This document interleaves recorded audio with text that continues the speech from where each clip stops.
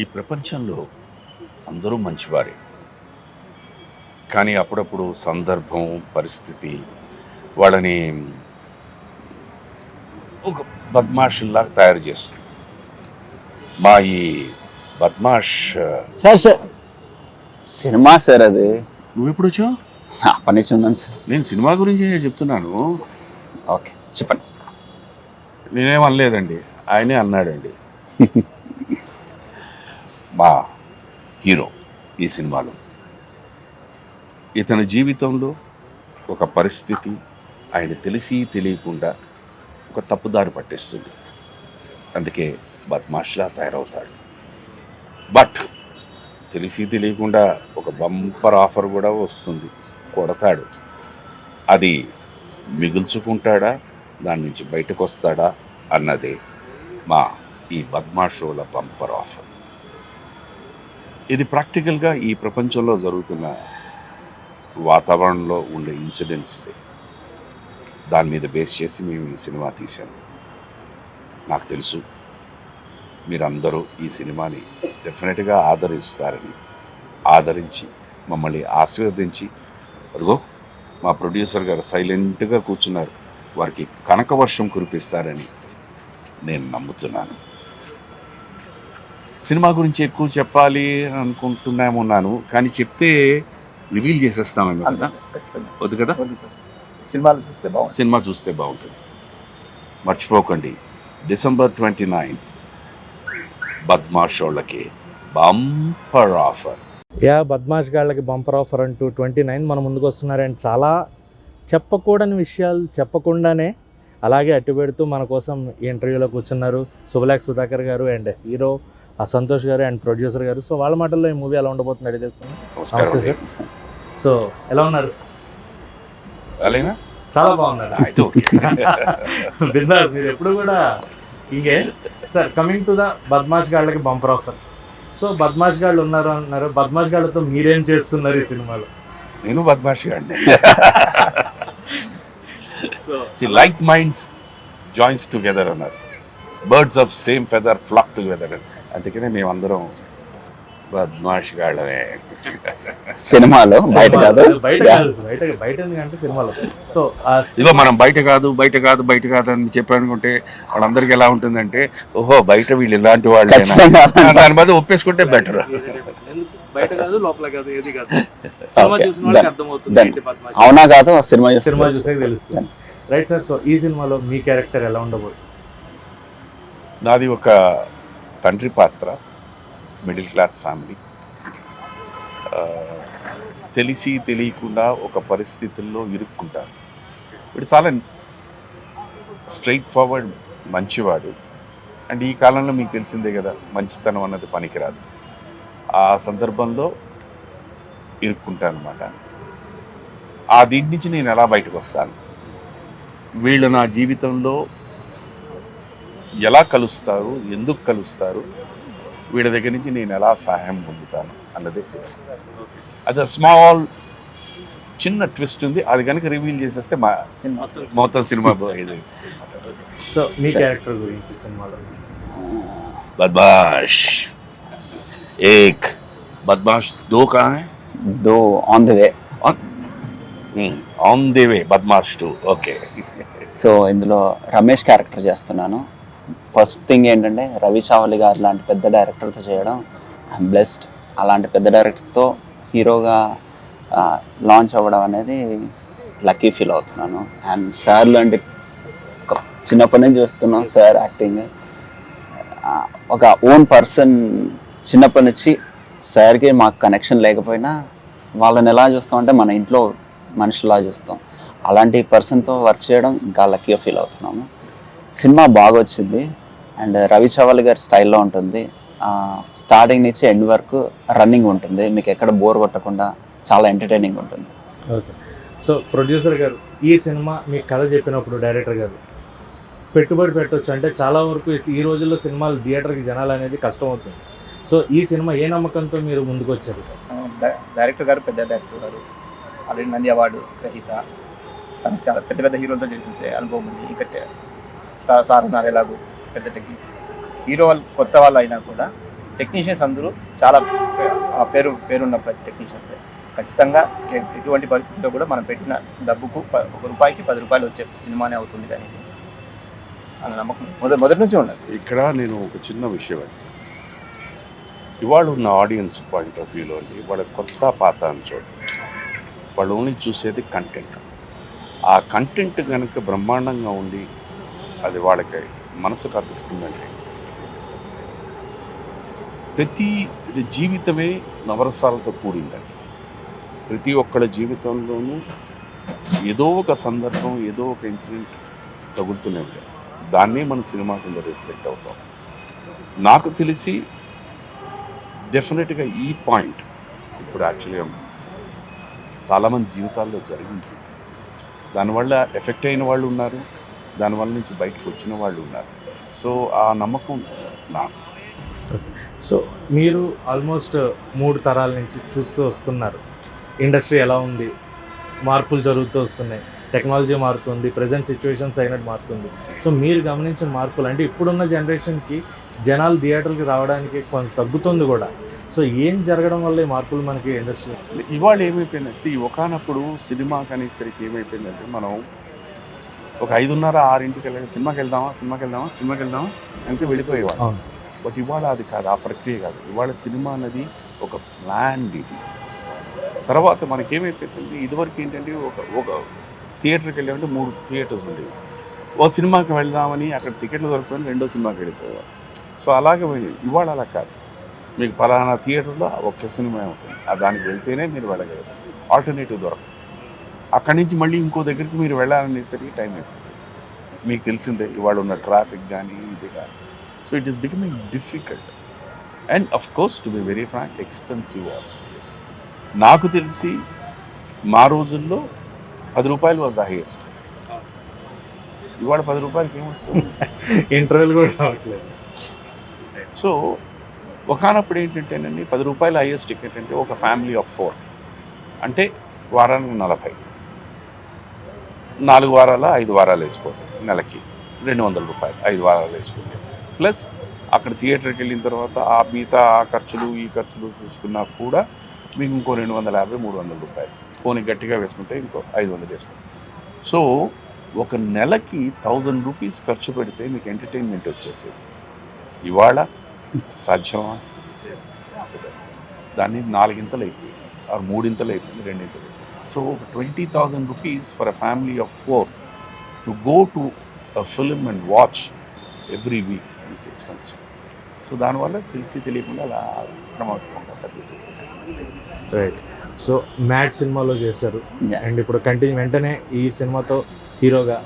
So ఎలా అనిపిస్తుంది, అంటే జర్నీ అనుకున్నట్టుగానే వెళ్తుంది అనుకుంటున్నారా? అంత ఈజీ అయితే కాదు, మరి సార్ వాళ్ళు ఉన్నప్పుడు అది ఈజీయో కాదు తెలియదు, కానీ ఇప్పుడైతే చాలా టఫ్ ఉంది. లైఫ్ ఎప్పుడు ఈజీగా లేదన్న, లైఫ్ ఈజ్ ఆల్వేస్ డిఫికల్ట్. ప్రతి వ్యక్తి కష్టపడితే కానీ మనం ఇది రాదు. అయితే మనకున్న గ్లామర్ ఫీల్డ్ ఏంటంటే because attraction is more. So దాంతో ఒక్కసారి కనుక ఆ సక్సెస్ అన్నది టచ్ అయింది అనుకోండి, immediate overnight your change అయిపోతుంది. కుర్రాళ్ళు బాగా చేశారు, కష్టపడుతున్నారు. నాకు వీళ్ళందరిలో నచ్చే గొప్ప విషయం ఒకటి ఉంది, అది నేను తలుచుకున్నప్పుడల్లా భయపడుతూ ఉంటాను. వీళ్ళు ఒకసారి మనం రిహార్సల్ చేద్దామా అని నేను అడుగుతూ ఉంటే లేదు సార్ టేక్ చేసేద్దాం అంటారు. అది వాళ్ళ కాన్ఫిడెన్స్లో వచ్చి ఒక్కొక్కసారి ఫస్ట్ నేను అది 2-3 సార్లు విన్న తర్వాత నాకు ముందు చూసుకోండి ఇదేంటి ఇలానే, but the way they were performing I was surprise. So నేను వీళ్ళ స్థాయికి ఎదగాలి, అది 100% చెప్తున్నాను. నాకు ఎందుకంటే ఆ రిహార్సల్ చేయాలి, నాకు అది పట్టు రావాలి, కరెక్ట్గా ఉండాలి, వచ్చిన తర్వాతే నేను ఐ గో డౌన్. బట్ అంటే సార్ వాళ్ళు ఏంటంటే ఎవరిని చూసి నేర్చుకోలేదు, వాళ్ళు అక్కడ ఉండి నేర్చుకున్నారు. మాకు ఈజీ ఏంటంటే సార్ వాళ్ళని చూసి, అంటే మీ మూవీస్ అన్ని చూసి ప్రతి సో మాకు ఈజీ అయిపోయింది సార్.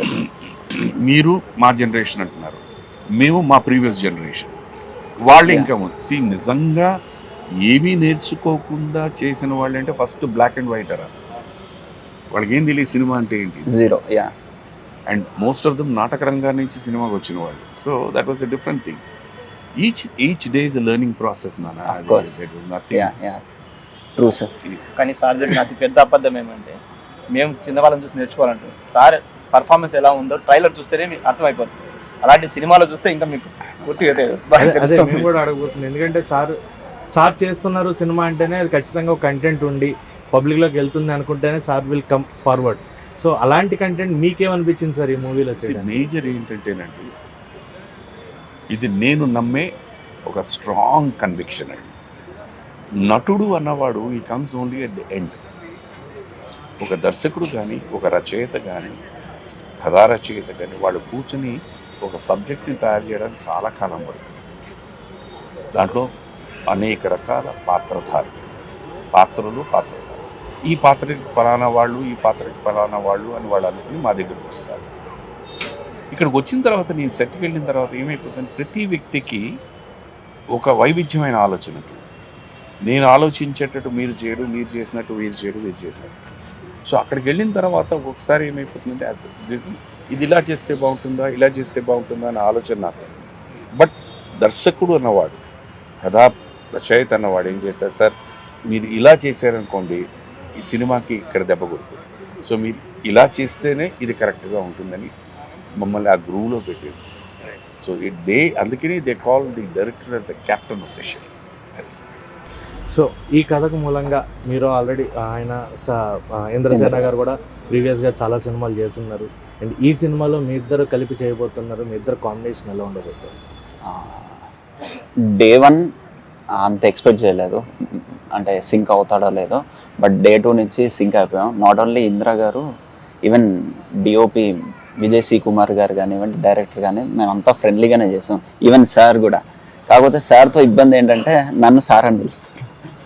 ఎందుకు సార్ చిన్న అన్న అసలు అవసరం? సార్ అనేది వయసుతో కాదు నాన్న, అదొక మర్యాద. నాకెందుకు సార్ మర్యాద? అది అంటే మాకు నేర్పించింది అది అనుకోండి. పోనీ నాకున్న ఒక మైనస్ క్వాలిటీ అనుకోండి. ఎందుకంటే నేను సినిమా ఇండస్ట్రీకి రాకముందు మీకు చెప్పిందే హోటల్ ఇండస్ట్రీలో పనిచేసిన వాడిని. సో అక్కడ డెఫినెట్గా అందరినీ సార్ అనే పిలవాలి. సో అది అలవాటు అయిపోయింది. సార్ ఈ మూవీలో మీరు ఈ కాలం కుర్రాలతో మొత్తం అంతా కూడా ఈ జనరేషన్ వాళ్ళతో చేసుకుంటూ వచ్చారు. అండ్ మీరు ప్రీవియస్గా ఓల్డ్ జనరేషన్ పెద్ద డైరెక్టర్స్ వీళ్ళతో కూడా చేశారు. అప్పుడున్న దానికి ఇప్పుడున్న దానికి డిఫరెన్సెస్ ఏమన్నా చూస్తున్నారు యాక్టర్స్లో కానీ, డైరెక్టర్స్ టేకింగ్లో కానీ ఏదన్నా? ఇందాక చెప్పండి confidence levels. The confidence levels of these boys is somewhere great, no doubt about it. Taking దీంట్లో ఏమైపోయిందంటే today the biggest advantage digital వచ్చేసరికి it is more flexible. So ఆ రోజుల్లో ఫిల్మ్ అనేసరికి ఏంటంటే మనకి ఇంత ఫుటేజే ఉండాలి మీకు. ఎందుకంటే నాట్ ఓన్లీ మీరు తీయడం కాదు, ఎందుకంటే ఒక్కొక్క నిర్మాతకి ఇన్ని రోల్స్ అనే ఇచ్చేవారు. Okay, that is a fixed ఇదనమాట, ఆ కోటా దీని మీద.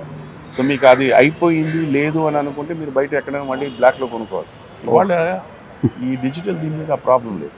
సో ఒక దర్శకుడు కానీ ఒక సీన్ తీసిన తర్వాత ఇది బాగుంది మనం ఇలా అనుకున్నాం, దీన్ని మళ్ళీ ఇంకో యాంగిల్లో తీద్దాము అనుకున్నా ఫ్లెక్సిబిలిటీ అవుతుంది.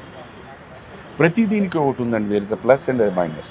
ఆ ప్లస్ని కనుక మనం వాడుకుంటే it is always wonderful. Sir అప్పుడు మానిటర్స్ ఉండేదా సార్? మానిటర్స్ అనేది ఇట్ వాజ్ ఓన్లీ అంటే ఒక దర్శకుడు జస్ట్ అలాగా అది చూస్తూ మనకి 2 కళ్ళు ఉంటే ఈ ఫోకస్ ఇలాగే ఉండదు. బట్ ఆ దీంట్లో జరుగుతున్నట్టు ఇక్కడ అందరినీ చూస్తూ ఓకే చేసుకుంటూ వెళ్ళాలి. నాకు బాగా గుర్తు, నేను వచ్చిన కొత్తల్లో రష్ వచ్చేది. అంటే షూట్ చేసిందంతా నెగిటివ్ని ఇచ్చేసి ప్రింట్ చేసి వచ్చేది. ఆ రోజు రష్ వస్తుంది అనేసరికి దర్శకుడు కానీ, నిర్మాత కానీ, కెమెరామెన్ కానీ, నటీనటులు కానీ ఇలా ఉండేవారు. ఎందుకంటే ఏం వస్తుందో ఏం చేస్తామో అలా. ఇవాళ వీళ్ళకి ఆ భయం లేదు. వీళ్ళు ఎందుకంటే కరెక్ట్గా what is going to be on the screen వీళ్ళు చూసేస్తాం. మానిటర్ ఆన్లైన్ ఎడిటింగ్ కూడా అప్పుడే ఎడిట్ అయిపోతుంది, అప్పుడే సాంగ్స్ వచ్చేది. సో దట్ అడ్వాంటేజ్ వీళ్ళకి ఉంది. సో దాని కరెక్షన్స్కి వీళ్ళకి ఈజీగా ఉంది. బట్ స్టిల్ సార్ వాళ్ళు అప్పుడు ఆ రీల్లో తీసినప్పుడు మీకు బ్యాక్గ్రౌండ్లో కానీ ఎక్కడ కానీ ఏ డిస్టర్బెన్స్ ఉండదు అండ్ ఫోకస్ ఉండదు, ఫోకస్ పర్ఫెక్ట్ ఉంటుంది. ఇప్పుడు ఒక 3-4 టైమ్స్ ఫోకస్ అవుట్ అయ్యి మళ్ళీ మానిటర్లో వచ్చి చూసి కెమెరాలు మారిపోయినాయండి. ఇప్పుడు ఏంటంటే cameras of become so sophisticated. So మీరు నమ్ముతారా లేదా, ఇప్పుడు ఎదురుగుండా మనకి క్యానన్ కెమెరా పెట్టుకుని సినిమా షూటింగ్ చేస్తున్నారు. మాకు ఒకనప్పుడు ఇది చూస్తుంటే స్టిల్ ఫోటోగ్రఫీలో ఉంటుంది. సో ఇదా కెమెరా ఇంతేనా అనిపిస్తుంది, ఇది ఇంతే అంతే.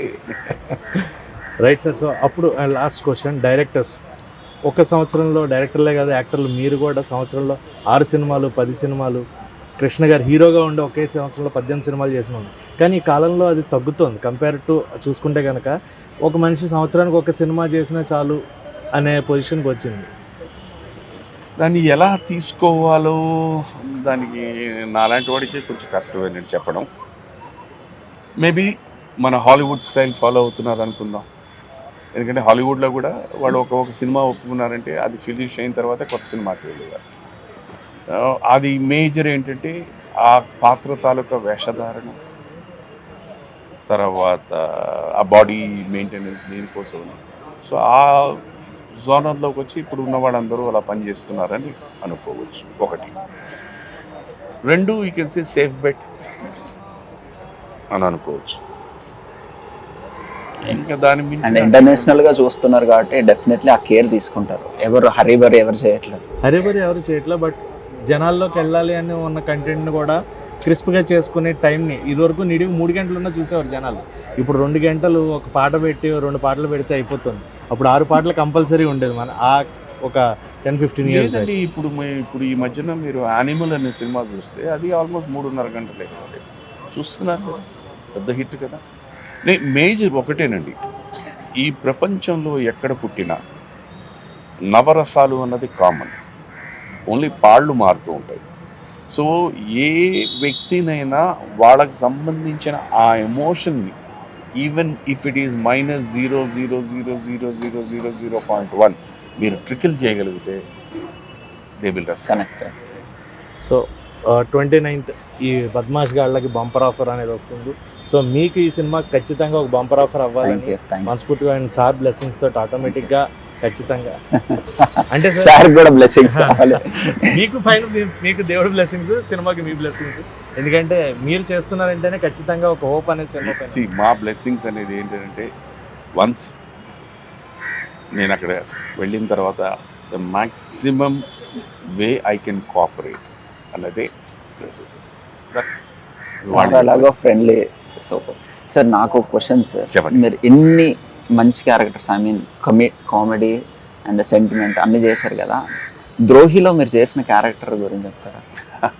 అది నాకు ఫేవరెట్ సార్. అంటే నేను చాలాసార్లు చూసినప్పుడు మొదటిసారి ఉగ్రరూపం చూసాను. చాలా బాగుంటుంది అది. అదే నేను ఇందాక చెప్పాను కదండి, దానికి అదేమైపోతుందంటే నువ్వు ఒక కథా రచయిత కనుక ఒక పాత్రని డిజైన్ చేసి ఈ దీంట్లో ఈయన ఫిట్ అవుతాడు అని పెట్టుకున్న తర్వాత ఆల్మోస్ట్ ఏమైపోయిందంటే ఒక 50% వాడు రాసిన పాత్రలోనే ఎలివేట్ అయిపోయింది. అండ్ ఆ సన్నివేశం ఆ కథకి సంబంధించిన ఒక యాప్ సీన్ అయిందనుకో. సో మీరు ఇంత చేసినా అది అంతలాగా ఉంటుంది. మళ్ళీ మీరు jealous అంటే ఎవరు పిలవలేదు. బాగుంటుంది సార్. మీరు ఇప్పుడు మీరేమో అంటున్నారు ఆ సీన్ బ్రహ్మాండం అని, నాకు ఇప్పటికీ అది చాలా మంది అంటారు నేను మిమ్మల్ని చంపేయాలనిపించిందండి అని. బట్ నేను కూర్చొని ఆలోచించుకున్నప్పుడు ప్రొడ్యూసర్కి డైరెక్టర్ నచ్చలేదేమో, అందుకే నన్ను పిలవట్లేదు. లేదు సార్, చాలా బాగుంటుంది. ప్రేక్షకులు జీర్ణించుకోలేదేమో మిమ్మల్ని అలా. యాక్చువల్లీ మీ వాయిస్ కూడా యాక్టింగ్ చేస్తుంది సార్, పర్ఫామ్ చేస్తుంది సార్. వాయిస్ KGF లో కానీ ఇందులో ఏమైనా చేశారు సార్? సెలార్లో లేదు, నేను చేయలేదు. అలాంటి చేయండి సార్, బాగుంటుంది. నెగిటివ్ నాకు చెయ్యాలని ఉంటుంది, రాసేవాళ్ళు రావాలి, ఇచ్చేవాళ్ళు రావాలి. Okay, you are ready to do sir anything. Super. ఒక్కటి నాన్న, as an actor, as a మీకు సీనియర్, 24/7 365 days ఐఎమ్ ఎనర్జెటిక్. ఎప్పుడు ఏ అవకాశం వస్తుందో ఎవరికి తెలియదు. ఆ వచ్చినప్పుడు ఆ ఎనర్జీ అంతా దానికి పెట్టేస్తారు. డీలా పన్ను చేసుకుంటూ వెళ్తాను, వచ్చింది ఓకే ఫైన్, ఆ ఉన్న దాంట్లో ఎంత బాగా చేయగలుగుతాం అన్నది మనది. Rest god, audience. మీరు మమ్మల్ని ఎప్పుడు మోసం చేయలేదు, మోసం చేయరు కూడా. Please watch this film Badmash గాళ్ళకి bumper offer December 29th nearby your theaters. And last but never the least, Merry Christmas to all of you, Happy New Year and Happy Sankranti. God bless you all. Thank you.